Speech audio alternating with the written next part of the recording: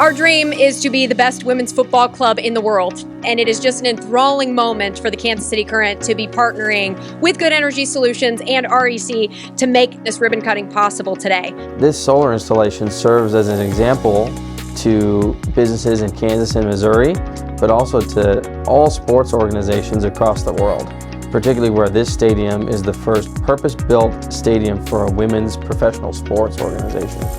Well, the Kansas City Current, one of our main goals and missions is to be sustainable, and it's part of what defines us as the Kansas City Current and as CPKC Stadium. And so having solar panels and partnering with Good Energy Solutions and REC to make this possible and put those 180 panels on the top of Hellsburg Diamond's main gate, it means a lot to us, but it also means a lot to the future. We are raising the bar in so many ways at CPKC Stadium, and pursuing LEED Gold certification is yet another example of the Kansas City Current's commitment to making a difference in our community. Solar is a great way to reduce your carbon footprint while also saving you money.